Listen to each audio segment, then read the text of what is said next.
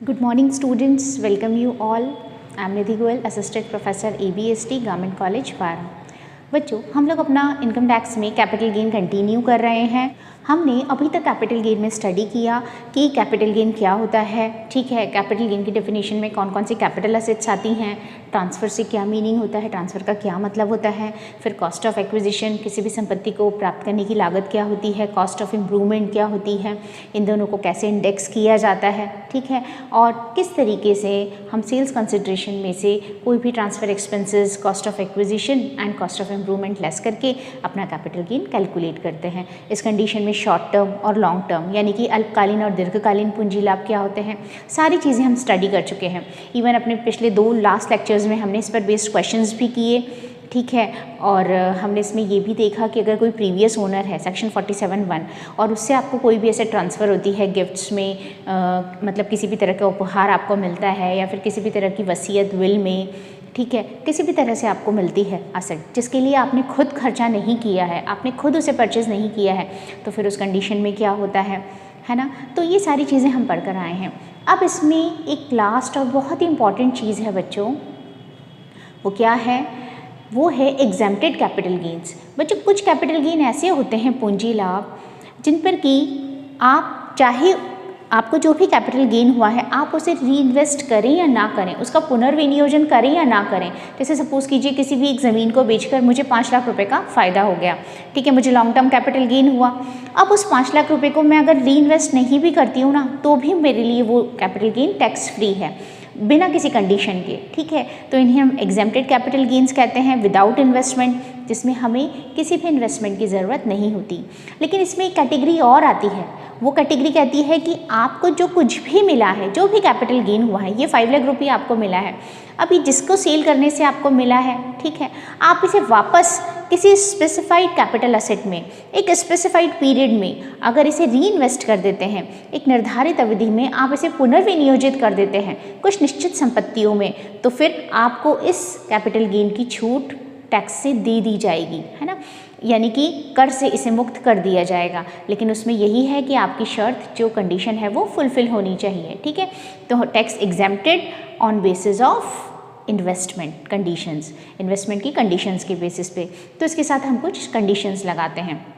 इसमें बहुत सारी सेक्शंस एप्लीकेबल होती हैं, section 54, 54B, 54D, EE, EC and so on, ठीक है, F, G, GA, GB। हम पहले भी इनको एक बार शॉर्ट में देख चुके हैं जब हमने कंप्यूटेशन सीखा था STCG और LTCG का, ठीक है बच्चों। तो अब हम बात करते हैं सबसे पहले तो एग्जेम्प्टेड कैपिटल गेन्स की, करमुक्त पूंजी लाभ। तो देखिए एग्जेम्प्टेड कैपिटल गेन्स जिसे हम बोलते हैं करमुक्त पूंजी लाभ।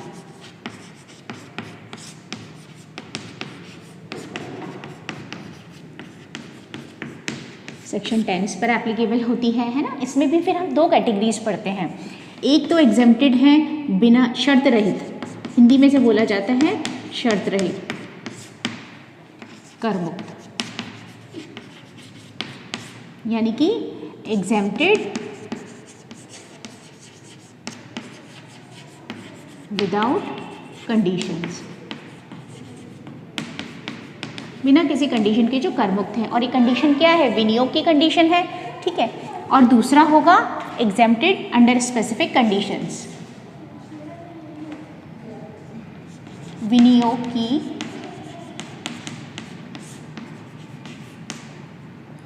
शर्त सहित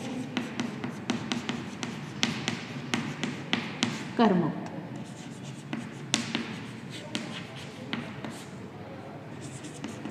यानी exempted under condition of free investment,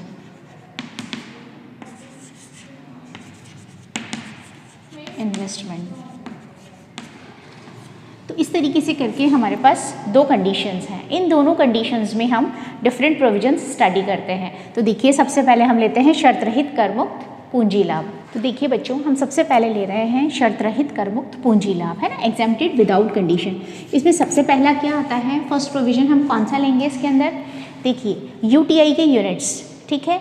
अगर यूटीआई की जो यूनिट स्कीम 1964 है इसके यूनिट्स के ट्रांसफ़र से आपको कोई भी कैपिटल गेन होते हैं तो वो कैपिटल गेन आपके लिए एग्जेम्प्टेड होते हैं, कर मुक्त होते हैं। ठीक है, किससे? On transfer of units of UTI unit scheme 1964 के यूनिट्स, है ना। हिंदी में से बोलेंगे यूनिट ट्रस्ट ऑफ इंडिया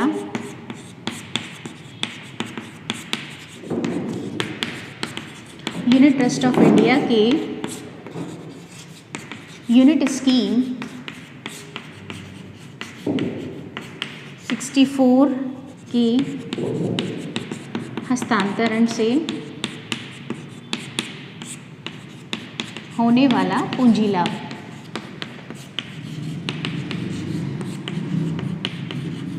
ये पूरी तरह से कर मुक्त होता है। और बच्चों इस पर सेक्शन 1033 एप्लीकेबल होती है। कौन एप्लीकेबल होती है? सेक्शन 1033। सेक्शन 1033 एप्लीकेबल होती है ना। तो जहाँ भी आपको दिखता है कि यूटीआई के यूनिट से अगर आपको कोई भी कैपिटल गेन हुआ है तो आपको बिना सोचे समझे उसका टैक्सेबल अमाउंट ज़ीरो कर देना है ना। हमें उसे कैपिटल गेन की इनकम में शामिल ही नहीं करना है। क्लियर। दूसरा प्रोविज़न, दूसरा इसमें क्या होता है, अगर आप कोई भी शहरी कृषि भूमि है और उसका अनिवार्य अधिग्रहण किया जा रहा है तो उसके अनिवार्य अधिग्रहण से होने वाला पूंजी लाभ कर मुक्त होता है। शहरी कृषि भूमि मतलब अर्बन एग्रीकल्चर लैंड। बच्चों हम रूरल और अर्बन, शहरी और ग्रामीण, इसकी बात अपने फर्स्ट सेकंड लेक्चर में ही कर चुके हैं, है ना। जो भी हमारी नगर पालिका या कैंटोनमेंट बोर्ड होता है, म्यूनिसिपैलिटी या जो हमारा कैंटोनमेंट बोर्ड होता है, अगर उसकी लिमिट्स में 10,000, जिसकी पॉपुलेशन 10,000 से ज़्यादा है, ठीक है, 10,000 से ज़्यादा है और वो वहाँ पर सिचुएटेड है तो फिर वो क्या होती है? अर्बन लैंड होता है, रूरल नहीं होता है ना, जिसकी पॉपुलेशन 10,000 से ज़्यादा है और फिर वो नगर पालिका की सीमाओं में स्थित है। लेकिन अगर वो नगर पालिका की सीमाओं से बाहर स्थित होती है तो वो ग्रामीण भूमि होती है, ठीक है, रूरल लैंड होता है। हम पहले डिस्कस कर चुके हैं। फिर इसमें भी पॉपुलेशन के अकॉर्डिंग हमने डिस्ट्रीब्यूट किया था 10,000 टू 1 लाख, फिर 1 लाख से ज़्यादा बट अप टू 10 लाख, फिर 10 लाख से ज़्यादा। 3 कैटेगरीज पड़ी थी और उसमें हमने डिस्टेंस दिया था 2 किलोमीटर्स, 6 किलोमीटर्स एंड 8 किलोमीटर्स। वही प्रोविज़न यहाँ पर है। तो अगर उस अकॉर्डिंग कोई भी एग्रीकल्चर लैंड हमारा कहाँ है? अर्बन एरिया में है, ठीक है, अर्बन मतलब शहरी एरिया में है, शहरी कृषि भूमि है और उसके कंपल्सरी एक्विजिशन, अनिवार्य अधिग्रहण से आपको कोई भी कैपिटल गेन होता है तो फिर वो कैपिटल गेन आपके लिए पूरी तरह से एग्जेम्प्टेड है। अब अनिवार्य अधिग्रहण कौन करेगा? गवर्नमेंट करेगी। तो गवर्नमेंट अगर इस तरह का कोई भी कंपल्सरी एक्विजिशन करती है और उसके बदले में आपको पेमेंट कर रही है तो फिर आपको उस पर टैक्स देने की कोई ज़रूरत नहीं है ना। साथ ही इसमें अगर आपको ये जो कॉम्पनसेशन, क्षतिपूर्ति या प्रतिफल इसका जो भी मिल रहा है वो 31 मार्च 2004 के बाद मिलना चाहिए। अगर 31 मार्च 2004 के बाद इस तरह का आपको कोई भी कॉम्पनसेशन मिलता है तो फिर वो आपके लिए पूरी तरह से एग्जेम्प्टेड है, कर मुक्त है, ठीक है। तो दूसरा हम क्या कहेंगे कि शहरी कृषि भूमि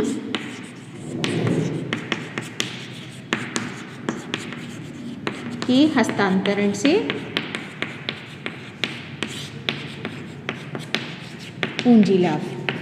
अब बच्चों मैंने यहाँ पर केवल पूंजी लाभ कैपिटल गेन लिखा है, यानी कि इससे कोई फर्क नहीं पड़ता कि ये शॉर्ट टर्म है या लॉन्ग टर्म है, ये एग्जाम्पशन दोनों के लिए एप्लीकेबल होगी, है ना। तो हम कह सकते हैं इसको इंग्लिश में capital gain on transfer of urban agriculture land. Section 1037 इस पर एप्लीकेबल होती है। कौन सी? सेक्शन 1037 के अंतर्गत ये आपके लिए पूरी तरह से एग्जेम्प्टेड, कर मुक्त होती है। फिर तीसरा इसमें क्या आता है? तीसरा इसमें आता है अगर कोई भी किसी भी शेयर होल्डर को, ठीक है, किसी भी अंशधारी को कंपनी, आपने पहले भी पढ़ा है, ये 12th में भी पढ़ के आए हैं आप, फर्स्ट ईयर में भी आपने स्टडी किया है कि कभी कभी कंपनी क्या करती है, अपने अंशों का वापसी खरीद कर लेती है, मतलब बाय बैक कर लेती है ना। बाय बैक टर्म सुनी है आपने, यानी कंपनी अपने ही शेयर्स को मार्केट से खुद से परचेस कर लेती है, ठीक है। ये भी एक तरह से रिडम्पशन का एक तरीका है।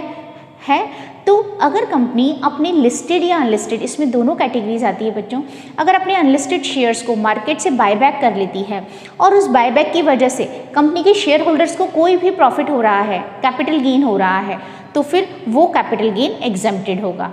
क्लियर? 5 जुलाई 2019 के बाद अगर कंपनी अपने लिस्टेड शेयर्स को भी बायबैक करती है तो फिर उस पर होने वाली इनकम भी टैक्स फ्री होगी, एग्जेम्प्टेड होगी। देखिए ध्यान दीजिए, अनलिस्टेड के लिए तो मैंने आपसे क्या कहा, कोई टाइम पीरियड नहीं दिया। अगर अनलिस्टेड को बायबैक करती है तो आपको हमेशा उसको एग्जेम्प्ट कर देना है, उससे शेयर होल्डर को जो भी इनकम होगी शेयर होल्डर को उस पर टैक्स देने की कोई ज़रूरत नहीं है। लेकिन अगर मैं लिस्टेड की बात करूँ तो ये कब से किया गया है? 5 जुलाई 2019 से। 5 जुलाई 2019 के बाद अगर आपने कोई भी कंपनी ने अपने लिस्टेड शेयर्स को बायबैक किया है और फिर शेयर होल्डर को कोई भी इनकम हो रही है तो फिर शेयर होल्डर को उस पर टैक्स देने की कोई ज़रूरत नहीं है, वो एग्जेम्प्टेड होगा। ठीक है, तो हम लिख दें कंपनी द्वारा सूचित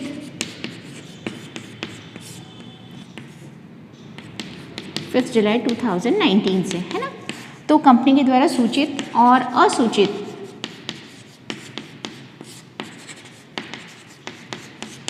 अंशों की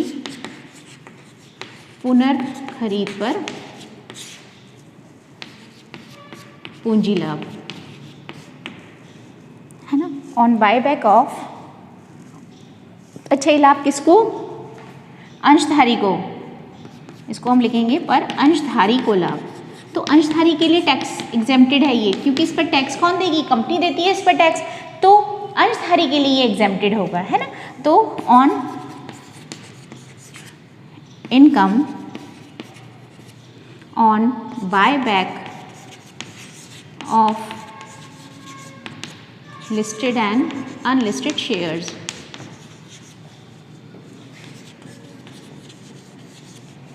income on buyback of listed and unlisted shares for shareholder। यहाँ ध्यान दीजिएगा, ये इनकम किसके लिए एग्जेम्प्टेड है?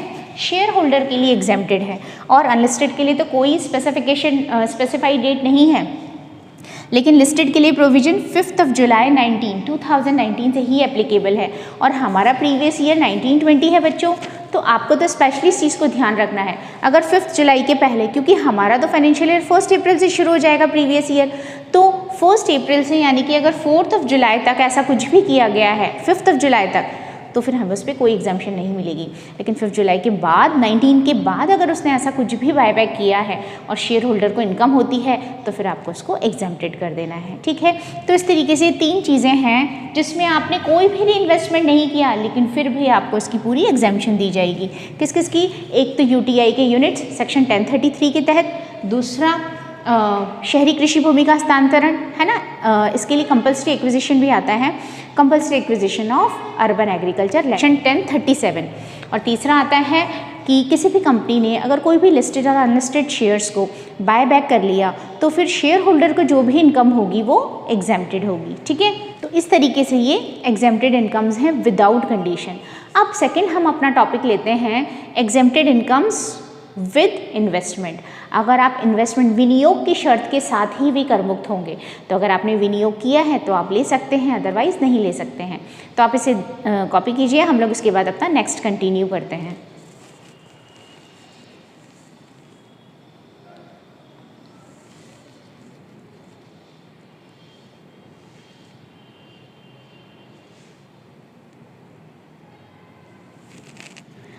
बच्चों, अब हम देखते हैं exempted capital gains on investment, है ना। यहाँ पर हम सेक्शन 54 से 54 GB तक के सारे सेक्शन स्टडी करेंगे। यानी कि सेक्शन 54 से ये स्टार्ट होती है जो कि रेजिडेंशियल हाउस से संबंधित है, और वहाँ से लेकर सेक्शन 54 GB तक के सारे सेक्शंस इसके अंदर इंक्लूडेड हैं। ठीक है, सबसे पहली सेक्शन आती है सेक्शन 54। सेक्शन 54 किससे संबंधित है? रेजिडेंशियल हाउस यानी कि आवासीय मकान से संबंधित है।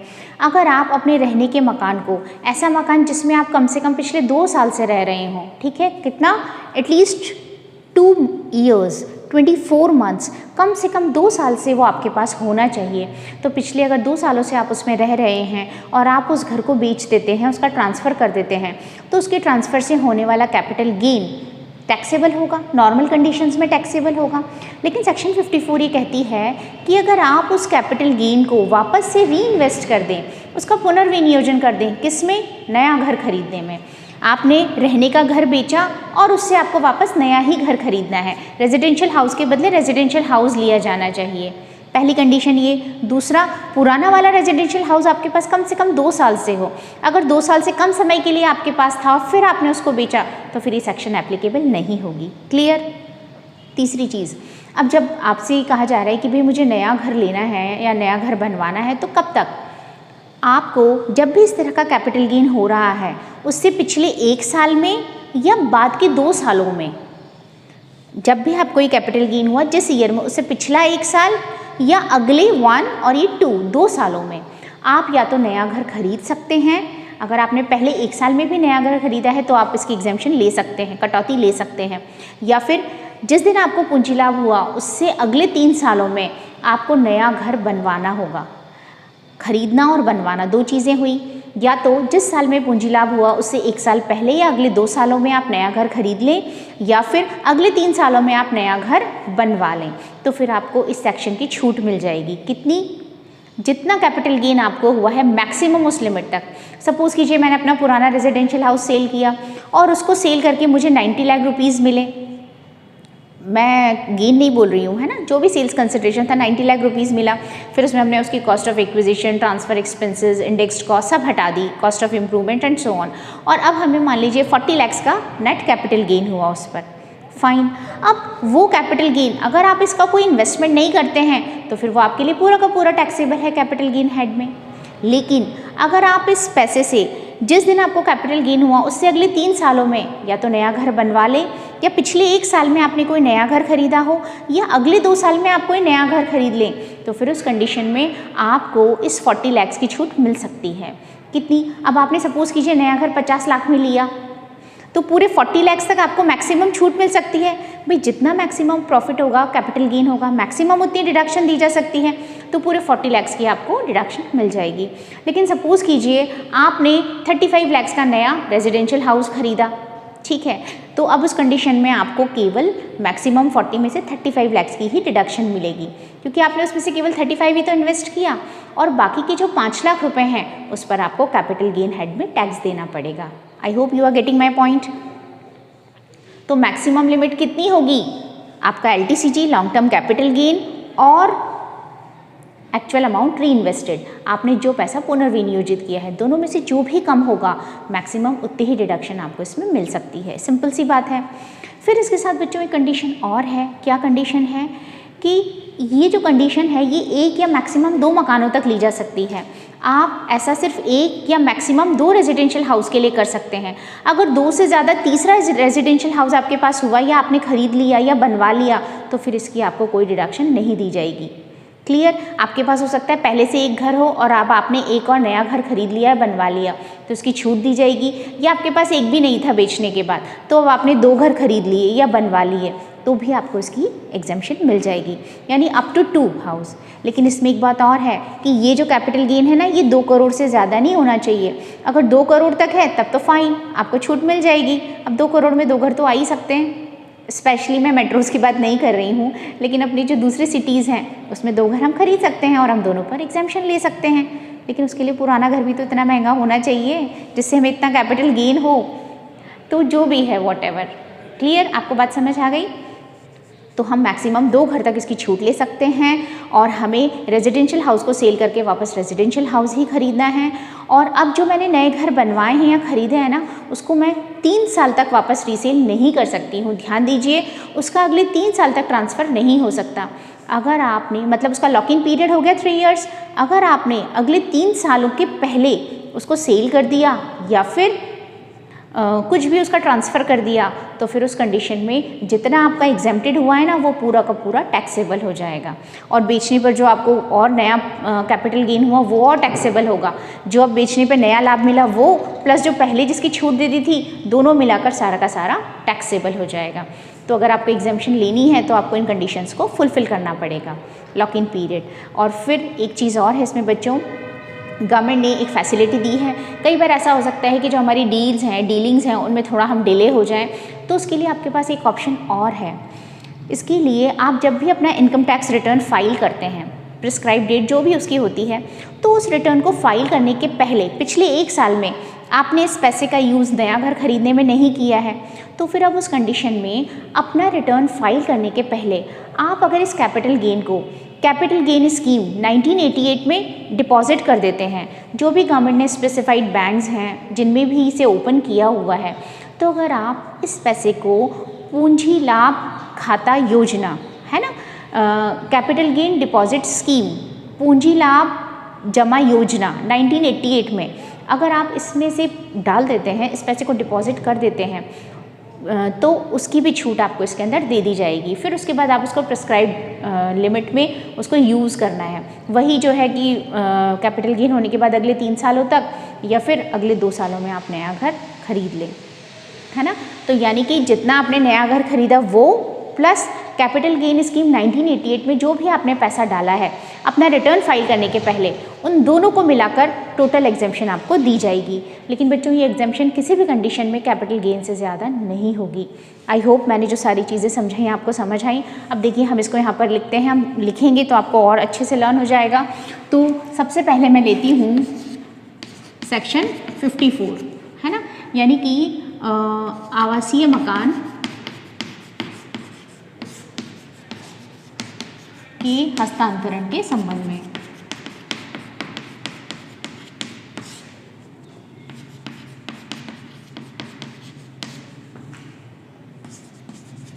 Gains arising from transfer of residential house। Section 54 इस पर एप्लीकेबल होती है, ये ध्यान रखना है आपको। तो सबसे पहली कंडीशन, अगर मैं इस पर फर्स्ट पॉइंट लूँ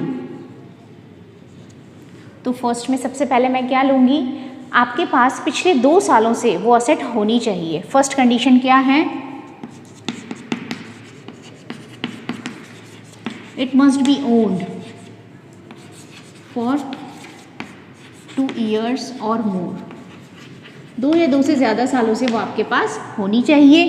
फिर दूसरी कंडीशन इसमें क्या होगी कि रेजिडेंशियल हाउस को सेल करके आपको रेजिडेंशियल हाउस ही परचेज करना है ना। मस्ट परचेज रेजिडेंशियल हाउस, मैं ब्रैकेट में 1 और 2 लिख देती हूँ, यानी कि 2 तक मैक्सिमम आप अपनी ज़िंदगी में एक बार इस एग्जेम्पशन को ले सकते हैं। Must purchase residential house prior 1 year और नेक्स्ट 2 years या फिर अगले 2 सालों में, और इन नेक्स्ट 2 years, ठीक है। और can construct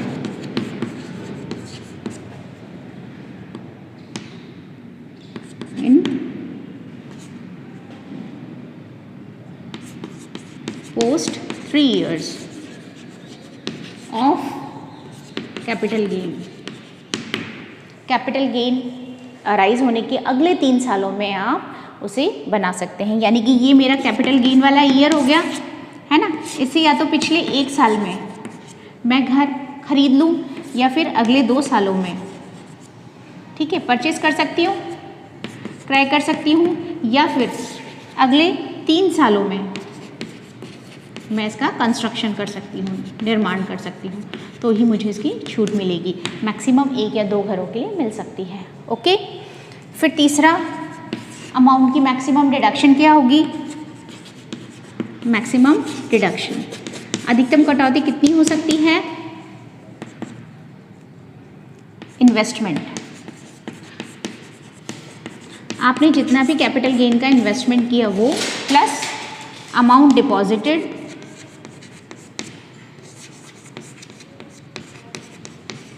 in capital gain scheme.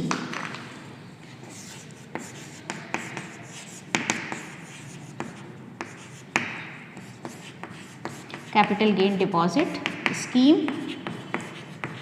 पूंजी खाता जमा योजना 1988। इन दोनों का मिलाकर investment of capital gain plus amount deposited in capital gain deposit scheme 98, but not more than, किससे ज़्यादा नहीं होगा,